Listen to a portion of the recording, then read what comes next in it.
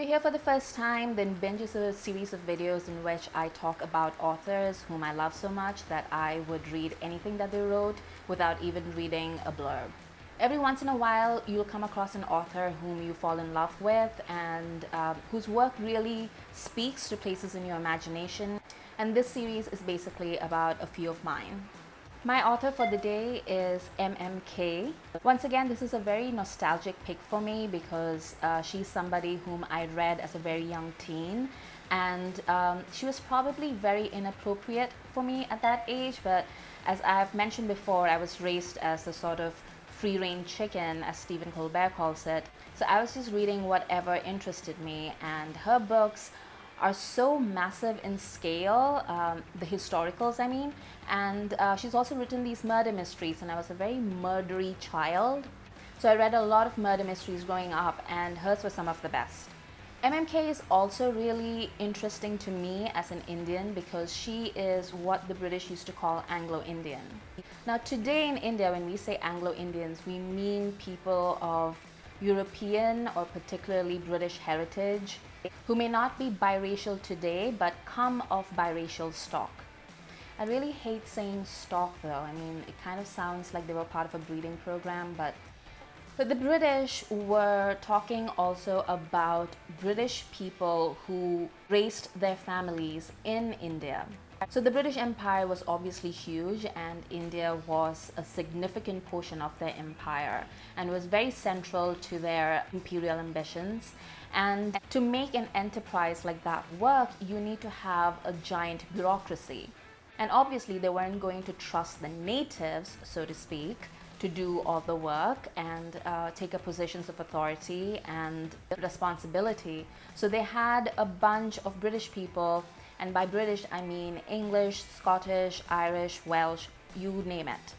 And they would come out to India, and obviously they would bring their families with them, and a lot of them would have children, and obviously the life that you would live in India as a British functionary was much more grand in scale and stature than you would if you were a similar functionary back in the UK.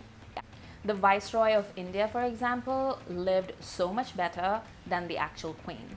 But it wasn't just the Viceroy, you know, if you could be an engineer for the British Empire in India, you were living a very nice lifestyle. But over time, there was this feeling that the British people who were born and raised in India was somehow not quite British. And it kind of plays into racial attitudes throughout the 19th century, and there's like a very long and complicated sociological commentary to be had. But for the purposes of this video, what you need to know is that Kaye was born, and until she was about 10 or so, she was raised in India, after which she was sent to England to study, as was custom for a lot of these British families. And not only was she born in India, but I think she was the third generation or something to be born in India.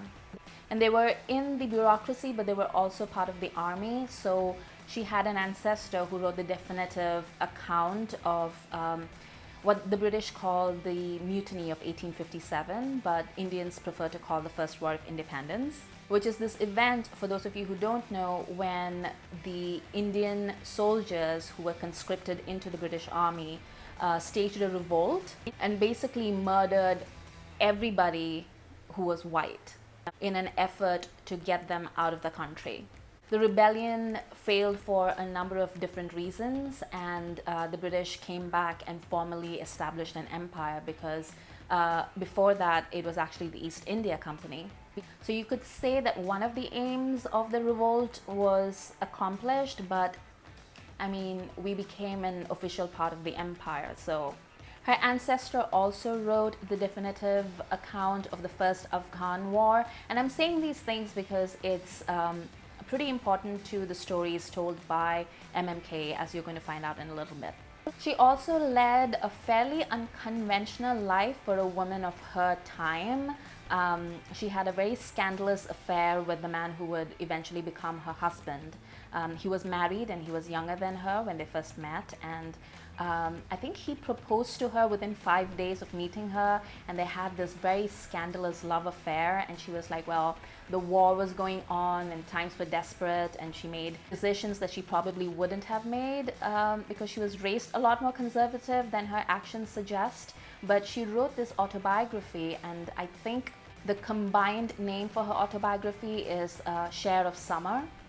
But there are 3 volumes in it, and in it she talks about growing up, she talks about meeting her husband, and then she talks about their life together. And it's a very interesting set of books because it talks about a life and a world that doesn't exist anymore.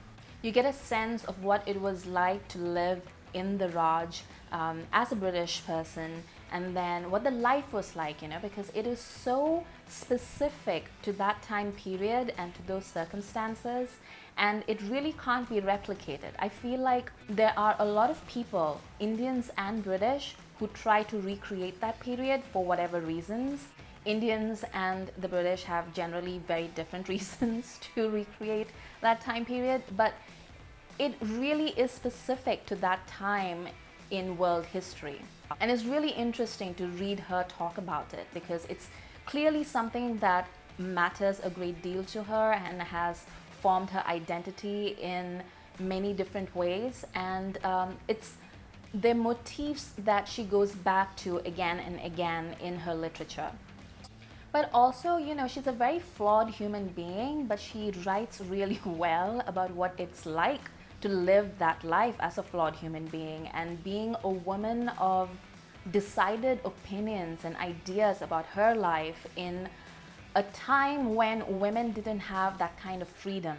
And you might not agree with all her decisions and her actions because there are some of it which, she's obviously advocating for her own ideas and her own actions, but I have to admit there are some things that she does where you're just like, ooh girl, that's just offside. But the story is all important, at least to me, and I think if you're interested in biographies and autobiographies and in historical records, I think that's a really great set of books to get stuck in.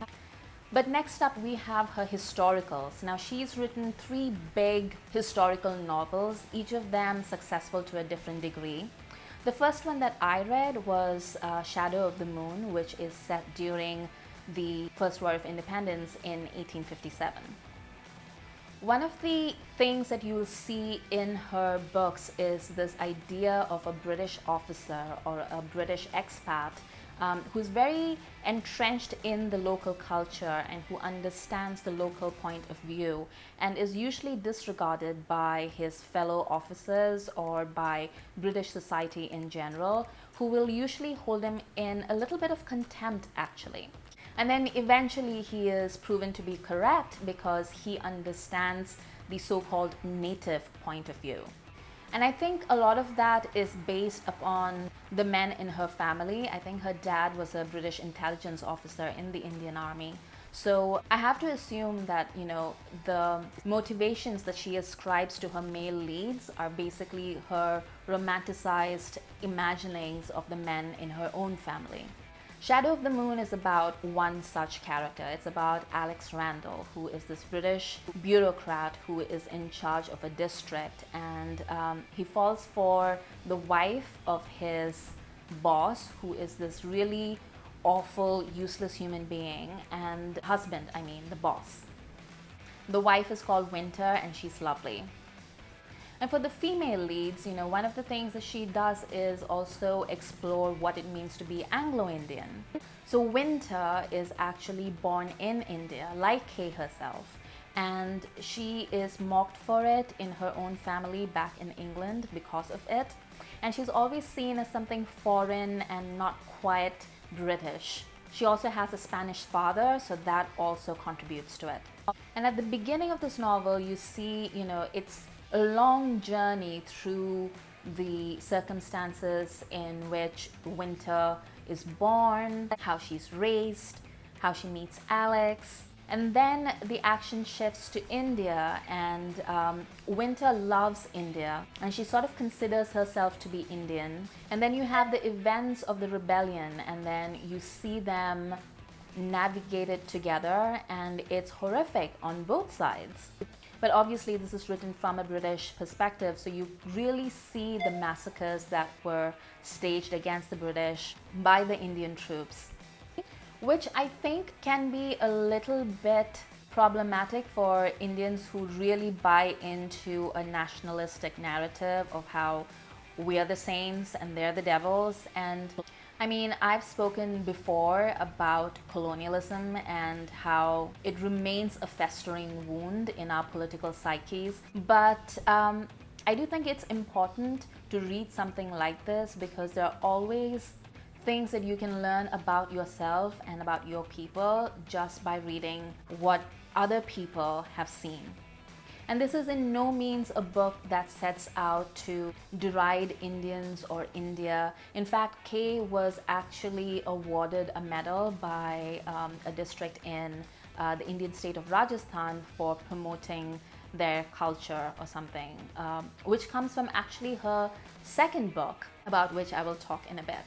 If you're not put off by historical narratives, I highly recommend this book because it has this sweeping, giant romance that is so terrific, and it's the kind that we don't really see written these days, because a lot of people would be like, well, that's not realistic, is it? But sometimes you just want something OTT, you just want something that's over the top and just mega. And this is that novel. She also wrote these other two novels. One is her most famous work, which is called The Far Pavilions. And in this case, it's the male lead who is an Anglo-Indian and needs to sort of navigate his space between his British culture and his Indian culture. And he falls in love with this half-white Indian princess. And mostly it's very, Raj melodrama. It's set against the backdrop of the First Afghan War, which is a war that the British actually lost. This war was so horrific to British morale that even today people refer back to it when they talk about invading Afghanistan or going to war against it. So when the US launched its war against Afghanistan, there were literal British commentators going like, don't do it. I mean, it's an epic defeat. And a lot of people have written about it and talked about it. There was a terrible Hindi movie that came out a little while ago about it that added absolutely nothing to the narrative. But this is like one of the top 3 fictional narratives about that incident. I personally didn't care for it as much. I didn't really like the male lead. I thought he was a little bit wishy-washy and I didn't like him. He was just more than wishy-washy, I think he was just whiny a great deal, and I get it, like maybe I was too young when I read it, because all of this is just very inappropriate material that I was reading as a 13 or 14-year-old. And while I've reread Shadow of the Moon several times, I've never actually gone back to this, but maybe I should and just give it a second chance. This was also adapted to a musical, and then it was adapted to a mini-series, and the mini-series, it's such a good example of clueless 1980s Hollywood filmmaking. It stars Amy Irving, who used to be married to Steven Spielberg. It stars her as this Indian princess who's also half white. I guess that's why they thought, it'll be fine to just put her in brown face and present her as the princess. But good lord. And my least favorite of her historicals is called Trade Winds, and it's set in Zanzibar. And in this case, you have this male lead who is dealing with the racism of his fellow British people, which is especially directed towards his mistress, who is a local woman. And British society in Zanzibar basically looks at him with narrowed eyes because he's considered to have gone a little too native. And frankly, I hate this book because it's this whole like rape victim falls for her abuser trope that I don't enjoy at all. I've had a couple of people tell me that that's not the point of this book and you should like sort of take it in your stride when you're discussing this book, because it's talking about a setting and about issues that most people don't usually talk about, but my feelings are my feelings. Kaye also wrote one of my favorite children's books, so if you have a child or if you like children's literature, I highly recommend The Ordinary Princess. I don't know where you would find a copy of this. I read it via my old library and then I found a secondhand copy somewhere and I bought it, and it is one of my treasured copies. And it's about this young princess who, when she is born, her parents call the fairy godmothers and they give her all the qualities. You know, she'll be kind and she'll be musical and she'll be happy and she'll bring joy to the world. And then you have this last fairy godmother who's very eccentric and she says, "You shall be ordinary." And that's how she grows up, you know, like she has all the qualities of an excellent human being, of a generous and kind princess, but she's just very ordinary. And it's a very quick read and it's tiny. I mean, it's meant for children, but it has such positive ideas in it. And it's genuinely one of the funniest things that I have ever read. The other set of books that Kaye is known for are her murder mysteries. These aren't as famous as some of the other murder mysteries that were written out there. Her career was really about her historical narratives, but I really enjoy her murder mysteries.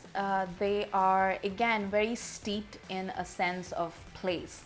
So after the Second World War, when India gained its independence, the British officers who were part of the Indian Army transferred to the British Army, and then they were sort of sent around the world as Britain was in the process of wrapping up its empire.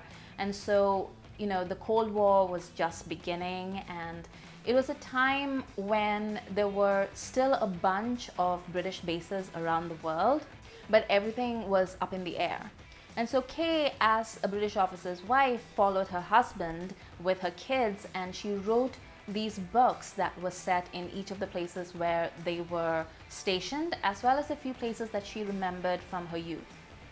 So for example, the British used to go for ski trips to Kashmir. So she wrote a book called Death in Kashmir, and that is set during a ski trip by a bunch of British ski aficionados in Kashmir. She wrote Death in Berlin, which is set amongst the British expats and soldiers in Berlin right after the end of the Second World War. So similarly, you have Death in Cyprus, Death in Zanzibar, but a lot of these are really remarkable for how British focused they can be. Because, you know, as a British officer's wife, you know, she had to live a life that was basically mostly cut off from the local population. So for example, when she was in Berlin, she was surrounded by British people. So the novel actually doesn't have any German characters, which is not something that I actually recognized when I first read it. But then, you know, in subsequent readings and the things that I've read online, it really made me think, because I make a lot of fun of my fellow Indians for being very parochial and not always having a good attitude about mixing with the local populations wherever they go. But books like these made me realize it's not really an Indian thing, it's just a diasporic characteristic. Diasporas of people just want to connect to people from back home, whoever they might be, and they sort of cling to each other a little harder because you feel like they have the same experiences as they did. And in the case of a British Army official, obviously, you know, the British Army won't let its officers just go off and live wherever they want. So it's entirely possible that your neighbors were British, your friends were British, you were socializing with them at the British club. So it kind of makes sense that these stories were set in very British settings, even though they nominally take place in different parts around the world. The only book for which I have seriously conflicted feelings is this book called Death in the Andamans. And it's not the novel itself or the story that I have a problem with, but it's rather the introduction to it, which she wrote, because a lot of these books, they have a tiny introductory note where she talks about the setting and what she and her husband or her family were up to when she was writing that book. And for the Andamans, she talked about how she set it in the islands, which, if you don't know what the Andaman Islands are, they're these series of tiny islands off the coast of India in the Bay of Bengal. And they're mostly uninhabited except by these tribes that have refused interactions with the outside world. You might remember that story of a missionary who tried to contact them and they shot him full of poisoned arrows. These are those people. So there's a very tiny population of people there who aren't of the tribes. And she talked about visiting one of her closest friends, and her friend's dad was apparently a jailer, as in the head jailer of the local prison. And she has all these lovely memories of drinking a Tom Collins, which is this gin cocktail that was very popular during the Raj. And she has these really fond memories of drinking those in the garden. And it all sounds like a lovely vacation. But as I was reading it, there was a tiny little bulb that went off in the back of my head, because I was like, wait, what do you mean he was the head jailer of the local prison? Because there aren't enough people there to have a local prison. There is actually just one prison, and it's called the cellular jail, and oh my God, that's the British torture prison. So for those of you who don't know, the British operated this prison, and it was called the cellular jail, and they basically tortured people, and it functioned as a labor camp, and a bunch of people died by suicide, or else they died of starvation or exhaustion. Conditions were so bad that even the British would periodically bring it up in Parliament. In fact, today, if you go to the Andaman Islands, it's been converted into a museum because there were so many people who were sent there for sedition, which is, something that the British accused Indians of when they were advocating for independence. And they would be sent there to be tortured, and the idea was that they would die there, or else come back completely broken and never raise their heads again against the British Empire. But Indians have written novels and made movies, and it's something that we sort of think of as our collective trauma, because it is really a symbol, a tangible symbol of injustice. The cellular jail has never been repurposed by India. We just maintain it as a museum to the horrors that were perpetrated by the British Empire. And the fact that this woman would write about the jailer of that prison, and her memory of it is drinking cocktails in the afternoon in the garden, while down the road people were dying and being worked to death and tortured.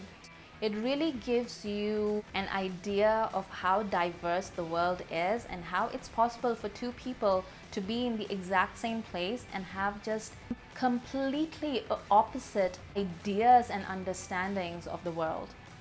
And it's not like I have a low opinion of her or anything like that. It's just very interesting to me. For more videos, please hit the subscribe button.